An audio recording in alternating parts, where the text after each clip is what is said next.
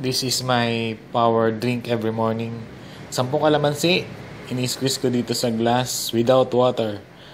Then, drink it with empty stomach.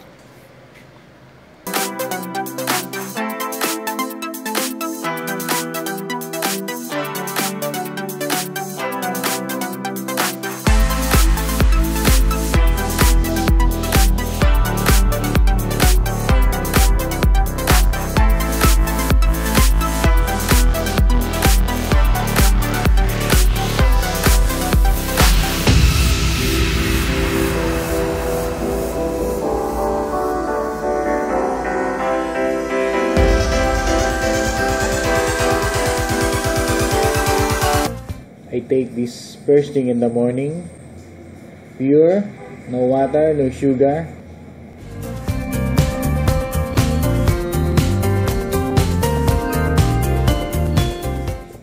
Masarap siya.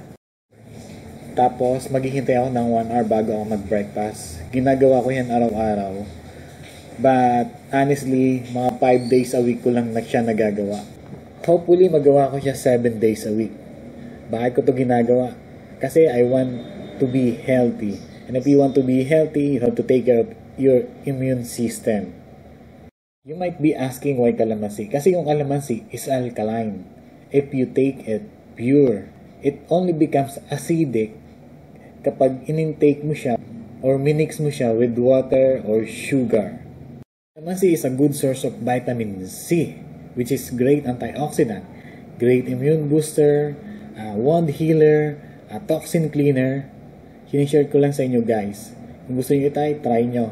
At saka mas mura siya compared sa lemon. At madali mo siyang makukuha locally. Ang dami sa palengke. Bili ka lang 30 pesos. Ang dami. Murang-mura.